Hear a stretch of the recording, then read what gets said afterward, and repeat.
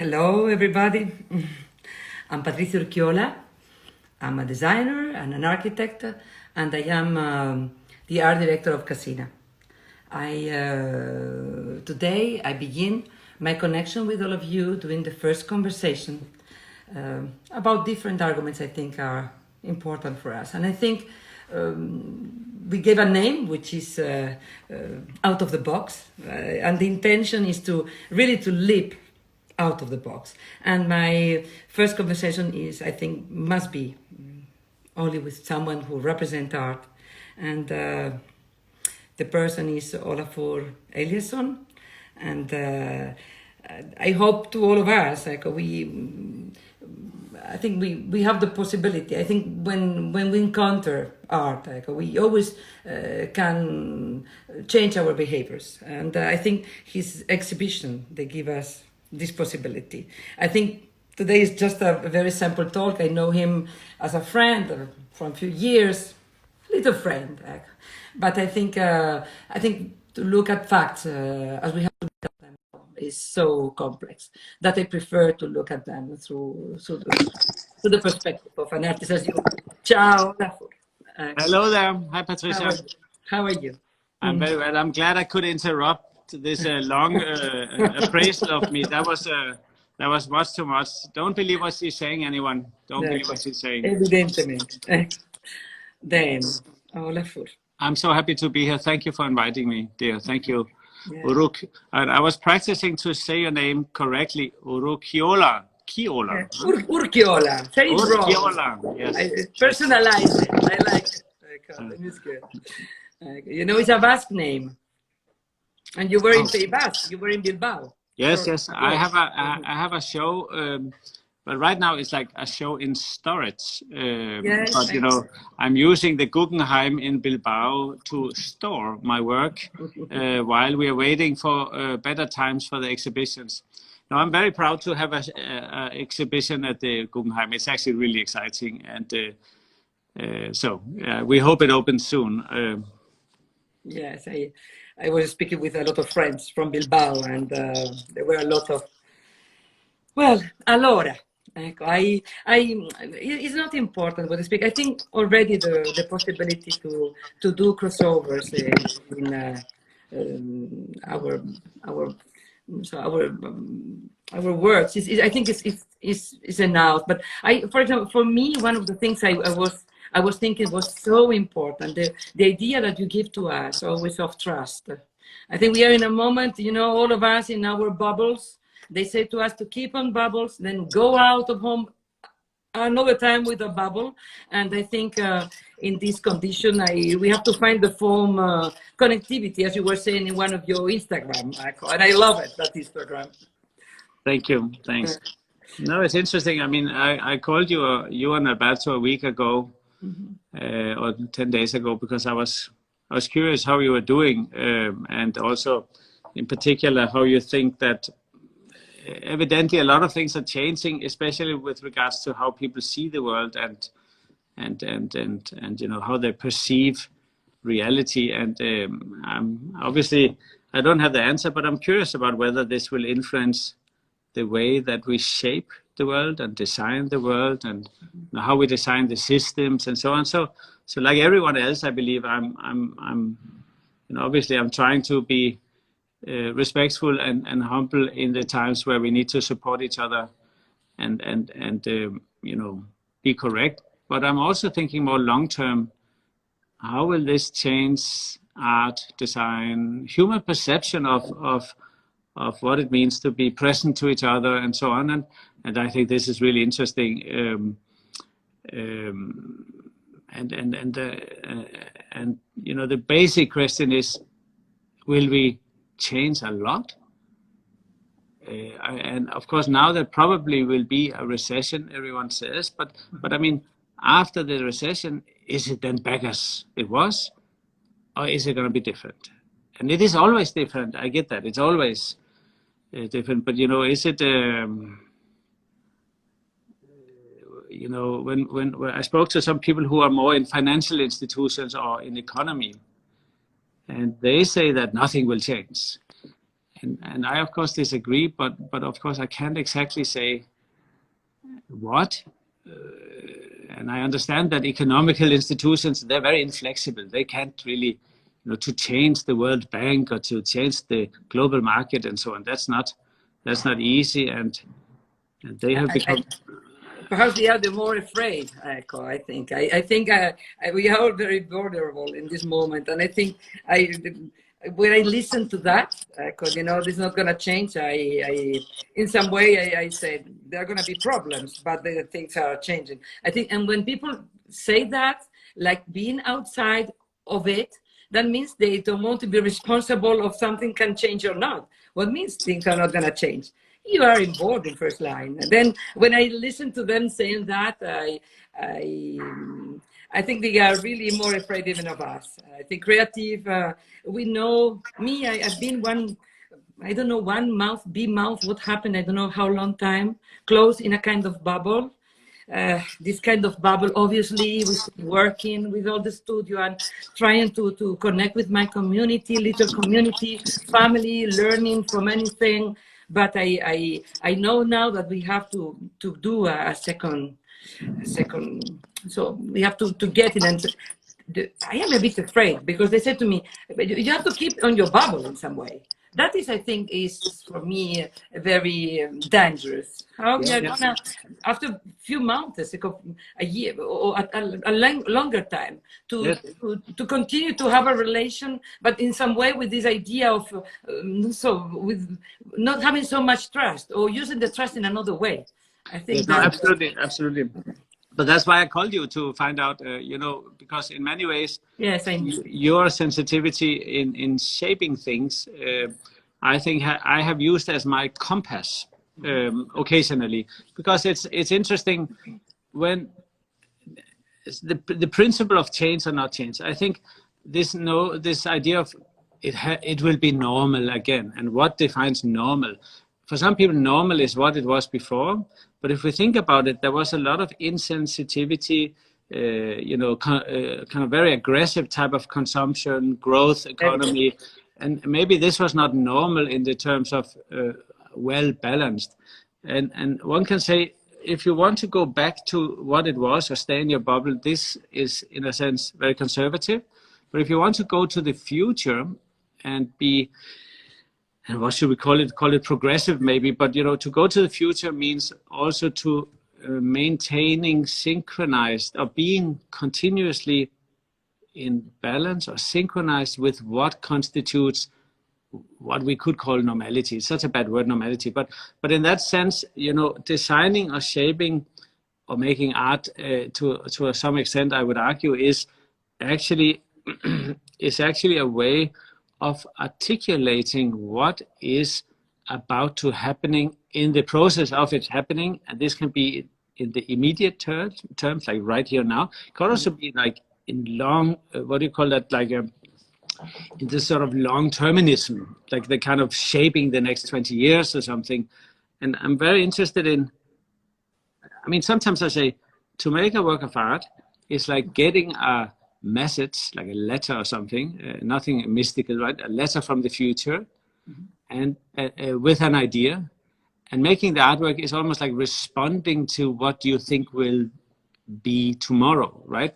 And that's why I think some art, or a lot of art, is actually quite or shaping. I call it shaping, like design, and also some, not so much, but some fashion. It is giving presence to a language which has not been spoken yet, but it will be spoken tomorrow. But before we can speak it, we need something to speak it with. We need color, shape, depth, perception, so, and in that way, I think designers like you, that's why I call it, it's like, so I say, Patricia, what's going on? So I'm actually listening, I'm trying to hear what is the progressive sort of tone of intimacy or hospitality or inclusion, and it's not about green or red, right? It's more about where is holding hands gonna be, right? Because we can't touch, and I miss holding hands, but how is it gonna work if we? So what's the shape of the not holding hand but being very close? And only people like you, I always think that intuitively or theoretically can somehow come up with an imaginary future, which I find very inspiring. And that's why I admire you so much, Patricia, for this ability to... You listen, Echo. We all, your word of I would say, own navigators, Echo, that we learn it from you, Echo, that you can empower. Art is the strongest instrument to empower all of us, and we all feel so strongly vulnerable. I don't know. What I think is, at the end, from my point of view, what I was discussing with the companies, or different. I like, because I work with people with little companies, or we are, as we are doing in Casina, trying to understand which are the values we have to defend in future, which are the real ones, Capito. Are we just speaking about certain values, but which are the ones? And I think to experiment and to rethink what means for us our culture, what is at the end, what is the one we want to have, and the one we want to embrace. And that is, I think, the thing that for me is important. Then at the end, we have a lot of point of view. You can say this is a place we are eating, but I'm thinking from the table or the carpet we can do the picnic, Capito. Or I'm thinking this is a place we are sleeping, and my point of view is from the mattress of the place where we are going to be. But you arrive from another side. Always your perception of a space, you make us think from the point of view of art. Then I think at the end, all those things we are trying to we are trying to synchronize. I think the value of this conversation is like your little two machines in the last post that you put in Instagram. One moving like this, the other one with the other movement, and it's not they are synchronizing their attitudes or the way of thinking, which is different. But it's that is already, I think, the first thing we have to do. No, Echo? To do those crossovers, Echo. Yeah, but to be a little more specific, I also noticed that because there is more time and there is some more slow, things. I believe in time. Yeah, well, there's also a little too much time, one can also say, and I, as an artist, I can see that. Pretty much a large part of what I normally use as a way of talking through, like museums and galleries and art projects and so on, they are temporarily closed. I can also see some challenges ahead, but suddenly I'm in a situation where the traditional systems it's very interesting, they are not working. And the question is, where do we develop, how do we redevelop other systems? Because also a lot of the systems, I mean, in my case, I work typically within the cultural sector. There are elements of the cultural sector which within civic society is very inspiring, but there's also something where the cultural sector is maybe lacking precision. And now in a time like this, where everything is like stop, it's like a dream somehow. It's like this unreal situation. I'm very curious about what do we then do? And I see I see myself and I see a lot of people also looking down to the ground and asking, what is under my feet? And obviously, matter versus antimatter. I love it when you were saying that the other day. Yes, but also so I am about I'm about 65 kilos. No, I'm actually a little. Actually, I think I'm about 85 kilos.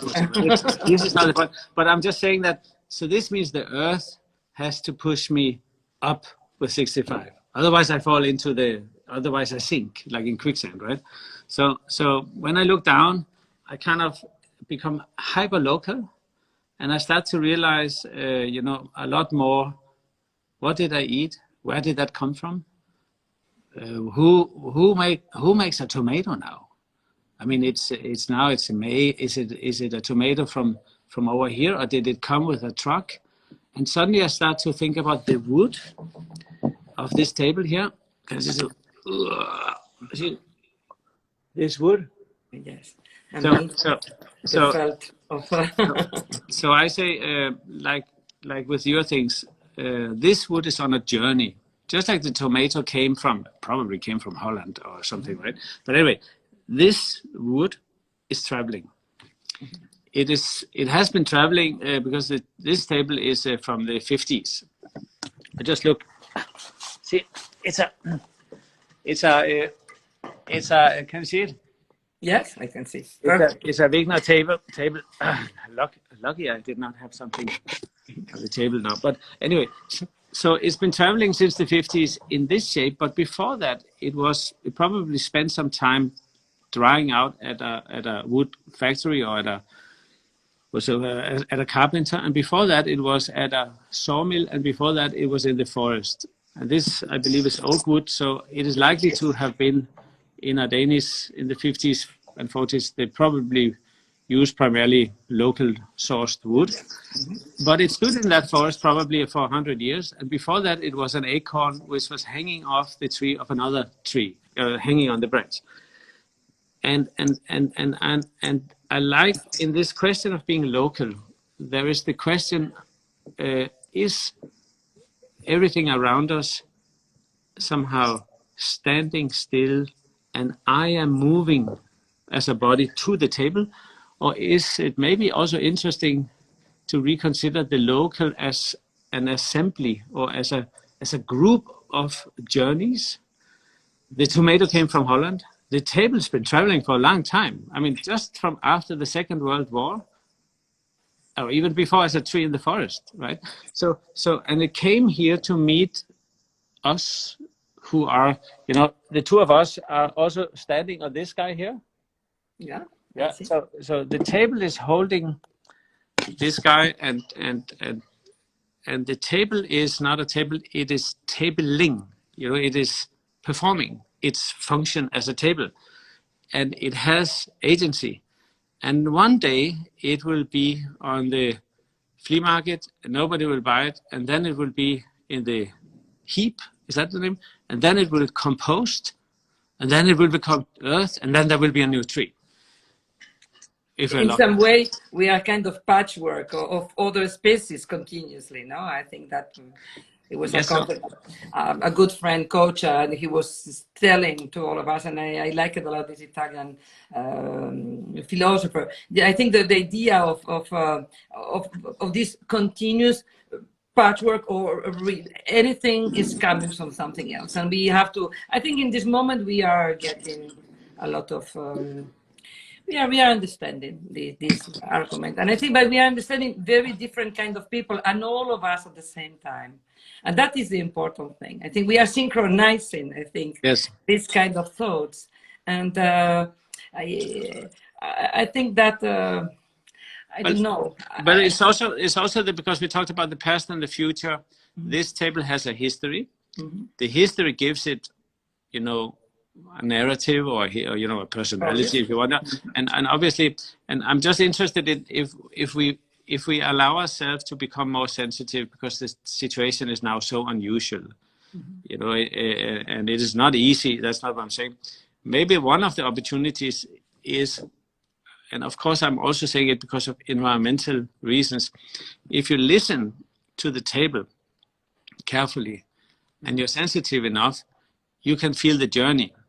And I don't mean it esoterically. It's just like, are we focused on the solidification of materials in sort of captivating them into a table or something?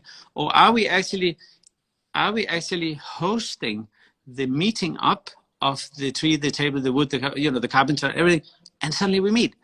And because you, Patricia, in a way have had such a distinct ability to give shape a particular language, for me it always was about meeting up with things that are on a journey. I say it normally with an old painting in a museum. Like you don't go to a museum to see a dead painting on the wall, maybe a Malevich black square, right?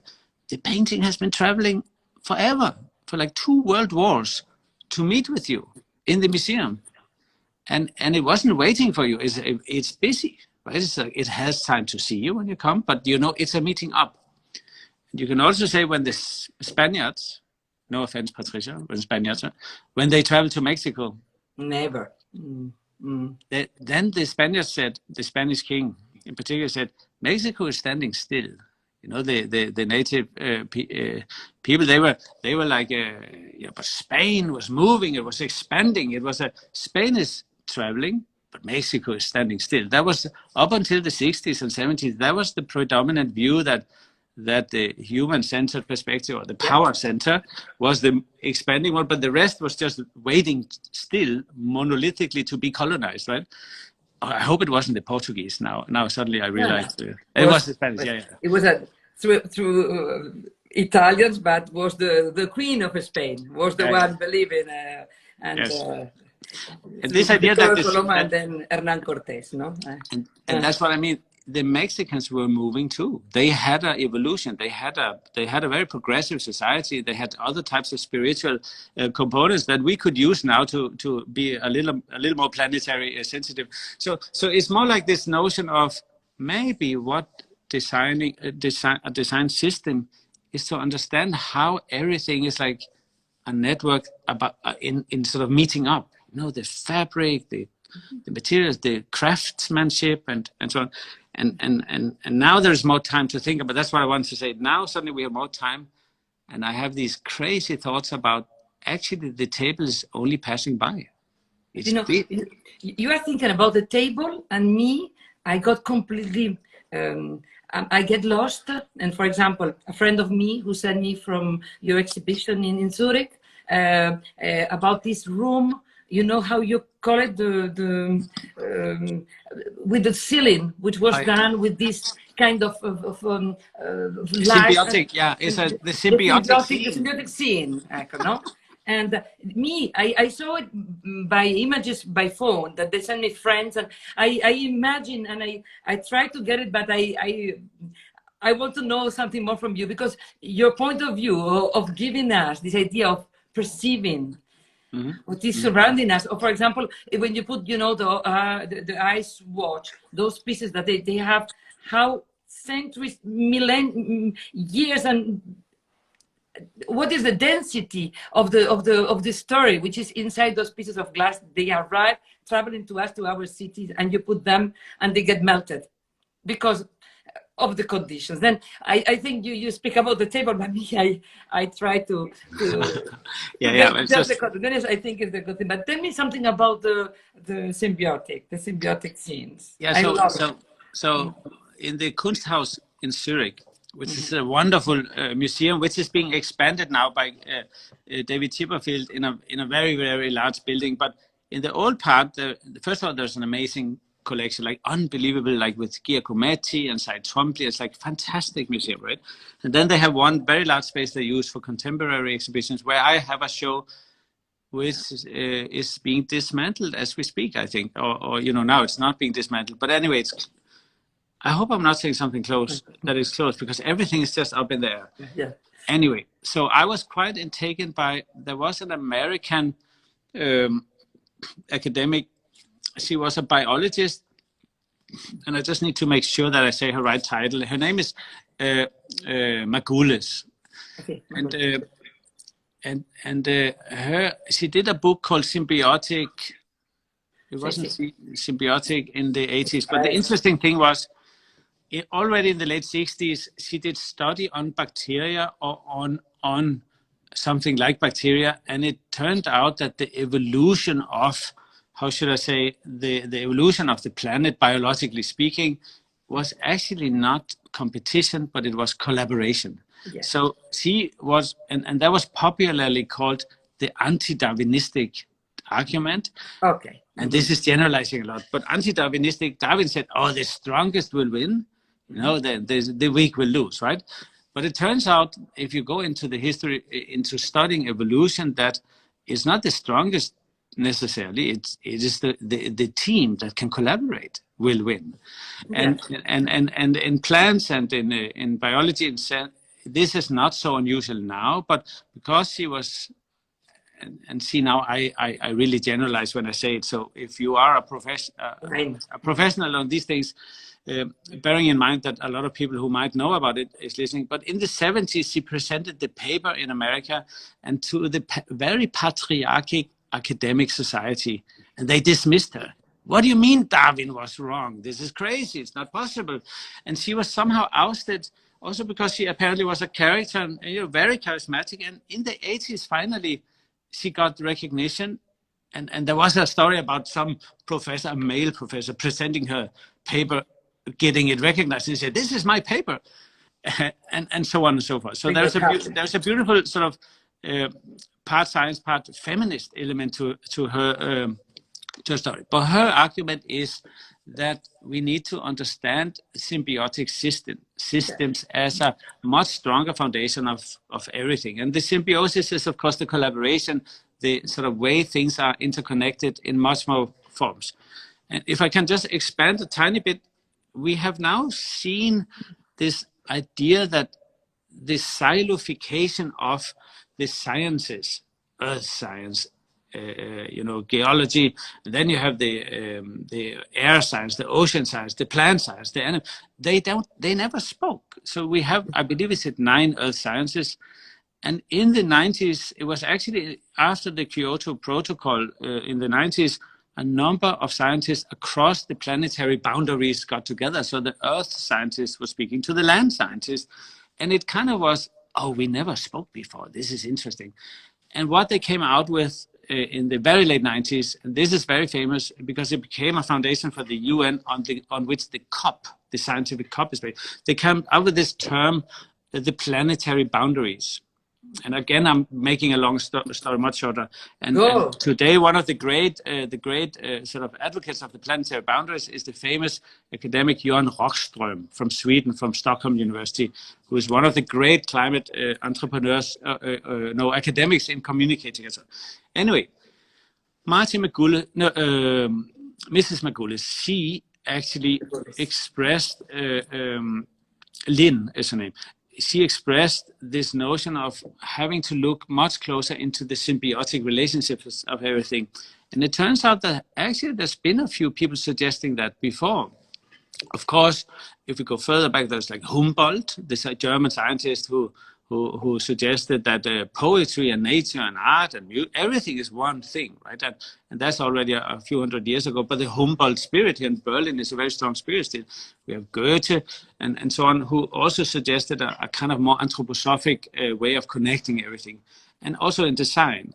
And then there was this sort of hyper-rationalization who alienated any form of spirituality that led to modernism and Bauhaus and so on and so forth. So we lost this sort of kind of sensitivity. But up until recently, even Lovelock, with his Gaia theory, suggested that the kind of holistic idea of interdependence well beyond what one could see, and in some theoretical, and he also came with a kind of political utopia, which was much less which is very utopian, let's put it this way. But I believe it was Bruno Latour, the French philosopher, who brought Lovelock back as a model of understanding the necessity to break the silos, vertical silos, and think horizontally. So the sort of 90s meeting of defining the planetary boundaries and the symbiotic seeing, I mean, the ability to see not the objects, but the systems, is in a way what we could say is a symbiotic seeing. It's about seeing the journey of the table, I say, to see the tree in the forest and the soil at the other end, 100 years, 200 years. If you look at a rock for 10 million years, the rock is not solid anymore. The rock is liquid. But because humans, they are so short-lived, the rock seems solid. It's just a question of how old you get.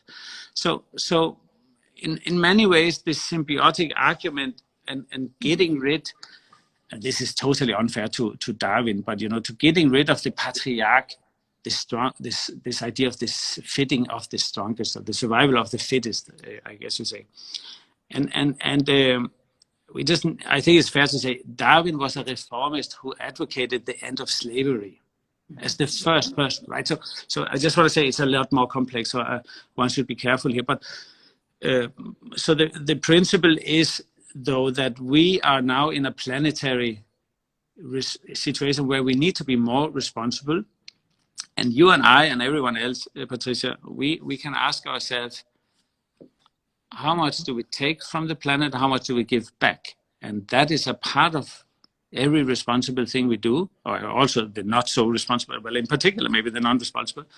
And it turns out that humankind, as according to the way they measured the planetary boundaries in the 90s and still do, humankind, I mean the human species on the planet, we spend more resources from the earth than we give back. And as a matter of fact, we spend approximately so much that in, I think it's like end of September and 1st of October, we spent everything that it takes us for the rest of the year. We spend everything, and after 1st of October, we take from the earth, but we don't get anything back. At the same time, they were making you became an ambassador of, yeah, so I now these, have... what kind of heavy dress? I hope that you live it in a, you can help us in that way a bit. But you know... So I'm just to end. So I'm just interested in, are we moving to being finished with spending the resources we have for a year in July or June already? And how can we do something so we give back to the earth and we finish spending maybe on the 1st of January? So we give as much back as we have taken of the resources, right? Because of course, as population of the planet also grows, the design systems, the way we work with space and objects and everything needs to be balanced such that we don't end up one day to have spent everything and there's nothing left for the rest. And I don't have the answer to that, but symbiotic seeing in Zurich, to find that, is about that. What I like, Echo, and I think people with me, we will enjoy that. Just saying to you, symbiotic scene, and you get on a flow, Echo, as you were going now, and it's at the end of what we are needing, because we can see the exhibition Echo in those days. And for example, I love it, the name of the exhibition you are doing, you are going to do, or is going to arrive, and I can imagine in Tokyo, which is no, the river is the bridge, or I don't know if I say well. I like that kind of argument already. Possibly is that what we are trying in this moment, that for me is through the table, Echo, to you is for creating a strong perceptive situation that people can become own navigator of what you are proposing to them. Nature is not your problem with nature, is all of us problem of nature. But the name of this exhibition that you have in your, I love the name, because perhaps the river is the bridge. Yeah, I think I have I just got the catalog. Thank God something still works from Tokyo. It's the first copy, so I can show it to you. Of course, sure. Now we are very lucky to see. No, now it is in Japanese, so maybe I can just. That's perfect. They also read the book from the back to the front, so now I'm all confused here. But I guess perfect. You can say, if I hold it very. Yes. The river is the bridge. You know? Sometimes, yeah. The title of the show is sometimes the river is the bridge. Yes, I think now strongly. Yeah, well, I actually to credit the where the sentence comes from, I believe it is a Canadian indigenous people saying. Mm-hmm. Sometimes the river is the bridge, and it brings my mind to in 2017 the Indian government gave the river Ganga in India, Ganga in India, was given the grant. It was granted the rights of personhood. So instead of promoting further industrialization and the utilitarization and essentially the abuse of the river, they gave the river rights of personhood, and the idea that that the river can be a bridge to the future is really beautiful, and because it also accepts we become blind. We just don't see anymore. Right? We're so obsessed that we forgot to look for the solutions. Your work. I remember the old one in Louisiana when long time ago, the presence of the riverbed with the little sound. I love it to always remember the concept of the sound of this water, this little, because was at the end in that immense and strong art installation that we understood. Thank you. We understood. But it's the truth. I think there was a little garden inside in those pavilions before became pavilions of art. And coming back, this without color, this strongness, a bit of this space, and then the river. That was not so. I love it. The idea of the sound that for me, sound is, I think, in this moment that we have to create new roots, and we have to play the game.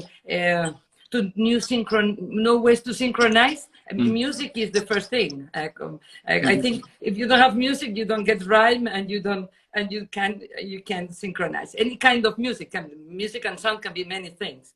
Yes. Perhaps I come from the north of Spain, where if I'm a bit depressed, I always say to Alberto, if I'm depressed, I go, put me music. But even if there is no music, take me to a place where they are not the river. For me, is the waves. Because I am from the north of Spain, where the beach can be longer and smaller. And then this idea of being, so discussing with my brother, very little, and going to the beach and being there, and then the beach in the half an hour was disappearing there. The beach was becoming big or was becoming small. That was something that is like you. I can't explain that. Those perceptions, they gave me the energy for then focusing in my way to be creative. We don't know how we are. It's not even very important. In this moment, this was saying with Cassini, I said, we need to do something. Okay, let's inquire. Inquire him. Olafur. Perhaps the moment is so out of any logic, because it's a moment that we can dream, and to dream, to speak. Perhaps I don't know. Each one will take of this conversation what he wants. It's not so important. Yeah, no, and the truth is, as I always say, I don't have the answers, but I love to talk about how to at least move in the direction of answers, and then occasionally you have the sense of being able to compound things together, and then that might be an answer for that moment. But who knows? Maybe it's not the answer tomorrow. But you believe in us, as perceptor, as people that can listen and get on the path with you. And that is, you can't imagine how important it is. I remember one of the first time I met you where I was saying in Louisiana, in this meeting about the climate change, and was a disaster because nothing was working very well. But Sloterdijk was in pajama. I remember in the morning in the hotel with all different people. We were there. He was thinking about his things, and then he spoke in an incredible way, and giving us this idea of that now he's writing always more clearly, about this foam city, this idea of perhaps there's going to be, we have to find, the consumption. Perhaps it's going to be more digitalization is going to help us to do a consumption which is less physical. Then perhaps bit by bit, we are going to find a real way to focus on what is, our table or our bed, or what means, or what is the material, matter to no matter. I like a lot this passage, and I think you are doing for a long time, perhaps even not thinking about I think that. No, this just to the people who really worked hard on this idea of everything being a meeting up of journeys. There is a wonderful author, a great feminist and an environmentalist, is Donna Haraway, and she has a few great books, but a very famous one is called "Staying with the Trouble," which for me is always about the design process, or the process maker to stay with the trouble. And then, of course, there is Graham Harman and Timothy Morton with a number of books, and I think they could be referred to as new materialists. Especially Timothy Morton is a very famous environmentalist as well. The hyper objects. The hyper objects. Exactly. That is something that for me has been so important to understand. There's the great scholar Jane Bennett, Vibrant Matter, out of I believe out of Dallas University. I'm not sure about that, but Jane Bennett, and that's very readable, and it has that loose. That looseness. When I was young, I was quite interested in Deleuze, and the idea of the mill plateau together with Guattari, and there was this notion of almost a sort of a Bergsonian relativity to everything, depending on your engagement. there was an element also of still believing in objects and narratives as being, or reality as being solid or like out there. And I know it's out there, but I also think it is much less solid than we think. I mean, that chair you sit in, that's another chair tomorrow. It's busy chairing. You know, in 10 years, it's a different chair again. It started from a place we know, but in 10 years, that place also looks different because the society changed and we know much more. And then looking 10 years back, it says, yes, I do remember when we thought the world was like that, but now we know it's not. So even the past is changing, right? 20 years ago, every day is a new thing. So there is a lot of, I think, interesting opportunities to sort of reconsider the rules. What defines, you know, how do you, you mentioned the show in Tokyo, right? It's not open yet. So I made a very large show at the MOT in Tokyo, together with a wonderful curator, Yuko Hasagawa. And, you know, the show more specifically than ever, in my case, dealt with the topics of environmental questions. So it's more actually addressing that. And there is a test, and models, there's more experimentation than normally in my shows, but there's also artworks which are more conventional in an exhibition of mine. So, for instance, one example was we wanted to make the show environmentally as friendly as possible. So we decided to send the exhibition, the things we couldn't produce locally, we would send on train from Berlin to Tokyo. And it turns out it was actually not so hard. You go first to Hamburg, then to Warsaw, and then from Warsaw through Ukraine into Russia, and then just south, a very strange route, but then south and then into China, and from China, it actually had to take the ferry from China from Beijing, I think. So anyway, the train journey, we then called our art insurance company, and they said, no, we're not going to insure that. That's not, you know, is not possible. We never did that. You have to send it in the normal art way, then we can insure it. Then we said to the art insurance, well, you know, then we will find someone who also believes in the environment. And 2 days later, they called us back and said, okay, yeah, well, we will probably insure it. Because everyone, of course, agrees. So it's very interesting. It's important that the topic of the show was also reflected in all the ways we then organized the show. And we decided not to travel over. And then because it's part of the show, it's very important, I think. Yeah, and because the of whole COVID, process, we couldn't go anyway. And the thing is, there are so many systems and design opportunities which are somehow, it's not changing, they are just adjusting. They are adjusting to the values that are changing. And I see a great opportunity there, and also for companies who have a history of being progressive, you know, like Casina, right? So historically, they have been on the very cutting edge, and your involvement with the Charlotte, what's her name? The exhibition at Louis, the best exhibition last year, was so amazing, fantastic. And now I have a Charlotte Perriard table myself. I'm so excited. Thanks to a good friend of mine on this Instagram, who I will not mention. But technically speaking, there's something with this notion of being progressive that also comes with responsibility. And of course, we have probably now times where being economically savvy or sane or careful, but how maybe this is also the moment to be really progressive. It's very interesting. How do we now design tomorrow? Who has the imagination? Where is the imaginary future? And you are one of the ambassadors, Patricia. So I'm afraid you have to work again, very hard on shaping tomorrow, because it is such an important job to sort of do the step we are taking now. We know about it. But you know, I think the first thing to do when you say, I'm home, I cannot do, I can't go, for example, in Milano, I can't go to the companies or to do, because I have to still keep it on my bubble. But to be brave, to call you. And I know that this kind of experiment was not part of your daily program, you know. That was the first thing to do. I could put myself, I'm not a journalist. My work is to discuss inside the companies, speak with them, to do a lot of things, to do my project of design, to try to enjoy with them the process, because at the end, everything is about enjoying, to find a way to have the trust. Yes. Yeah. When you were saying Deleuze, and Deleuze for me, you never have to say, because for me, the concept of rhizome is fundamental.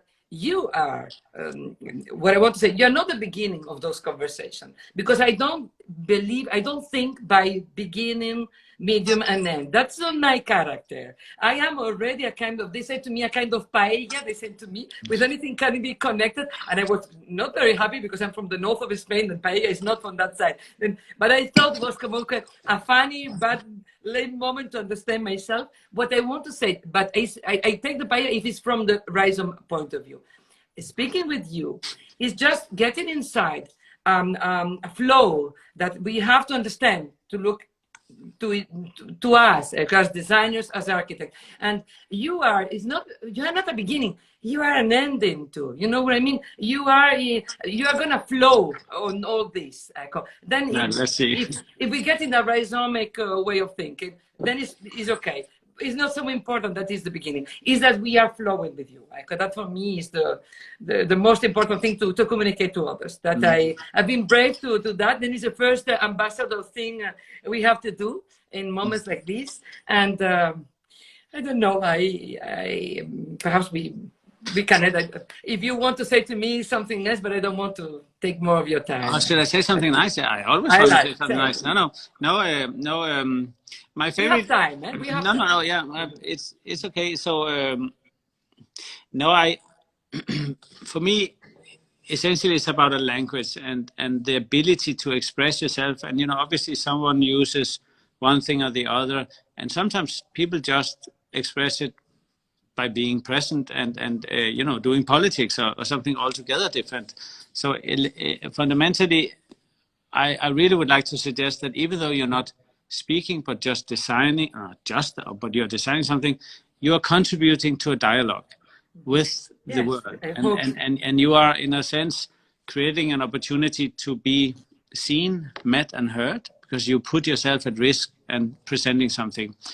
For instance, my favorite furniture that I live with is your sofa called Beam, which is not very new. It's not very new. It's a new sofa for me, but it's not. I know you did it some time ago. But you're okay? It's okay? It's amazing. Yes, I'm very happy. I'm very interested in... I'm a lucky girl. No. This is not the discussion. But the point is more like... now you brought me out of what I wanted to say. Sorry. Because it's more about... it's more about this notion of shaping or speaking or contributing or being a part of a dialogue. This feeling of being, if not included, because it's not so organized, but it's more about, being co-producing. It's very different to be a consumer than to be a producer. And I think the idea of the consumer is very static because it keeps people somehow sort of fixed in a point, the one that just take in. And I don't believe that this is the case. It is, I would argue, only a question of trust if shapes, design, languages, everything actually allow people to interpret what they are doing, and in the interpretation they become the producer. And this, it's like a hinge of a door, right? You are a consumer producer, and to be a producer is about also constituting your own truth and to say, these are my values, this is what I believe in, and this is who I am, and this is my belonging, this is my history, this is my family, this is my... And it is so important for art and design and culture, but also for civic society and politics, to say to people, I hear you, I meet you, I am present to you in a way that accepts you. And in that moment, the person goes from just, buying and consuming to becoming a producer because somebody seems to be listening to me. This is so for our society, especially now, because I'm very surprised that the EU and, Italy, I'm so sorry that Italy were left alone, especially north of Italy. It is horrifying. And the trauma that Europe, being all so European when it comes to talking about Brexit, right? And in the moment Italy needed help, there was not, and I'm a huge EU supporter, there was not a bilateral, there was not a multilateral, there was not a European response to one of the closest family members, our brothers and sisters in Italy. And it was very strange to see that national borders became utilitarized in an almost militaristic kind of way. And so when I say there is a really big need to sort of design the future, it is because there is a lot of things that are not very good. The world really actually has flaws. It is understandable why the borders were used, because the health and medicine, everything is organized around the border, but still, my God, people were dying and we were not helping, right? So in that way, I think designers and artists and everyone, really everyone, has an opportunity now to sort of reconsider the ground on which they stand and how it is connected to everything. Where does everything come from? And in this way, I think not just designers and artists, I keep saying that, but everyone has an opportunity to sort of become. Right? It's like a becoming. It's about designing yourself. It's about, it's not like designing something else than yourself, but actually be honest and be truthful, and to be also, courageous enough to say, I don't agree, but I can be your friend anyway, right? I disagree. You're different than me, but I'm still your friend. I can help you because I'm also human. I have deeper things to share to you than the question about a football team. For God's sake, it's like Liverpool or Chelsea. My God, they had a fight. What's going on in the world? So in that way, now I say football because I don't want to say something, Because the most patriarchal thing. Yeah, but of course I mean homophobia. I mean xenophobia and homophobia and social disorder of things that are simply so counterproductive to the human values and so on. So, having said that, I just wanted to say that in the heart of that, you have shaping the world, shaping the system, designing the thing, organizing the values, and inside of the word heart, you have the word art. Yes, I like a lot. But I want to say what you were saying about patriarchal sides, and you were saying the word a few times. I always think that what I think as a woman, I think is important to share with others, because each one can share what he has. My third contestant too. I think because we feel more comfortable in our vulnerability, because we know that the strength is, if the relations of strength, we don't go anywhere. We only believe in relations of where you can create energy, or you can move energy, because we are generative. That is part of our role in life. And then this to get nearby you, for me, is at the end, I think it's connected with what you were saying, is to generate a kind of synchrony, and not only with the people I admire and I am lucky to know as you, with all the other people. That for me is much more complex, and I am more like I'm not so easy when we are speaking. But I think it's very important, and I believe strongly on those interconnections. Yeah. Then I want to say, I think the time is done because the hour is gone. Yes. I want to say thanks to Gianluigi Recuperati, which is a writer and a journalist, which has been organizing with me. We are going to organize the very nice meeting, and strongly thanks to you. Oh, thank you for having me so much, and for everyone listening. I'm so proud to be. It feels like I'm out. I'm outside. So amazing. Say hi to Alberto and say hi to everyone at Casina. Thank you so much for letting me be here with you. Thank you so much. You've been fantastic. Thank you very much. Thank you. Bye.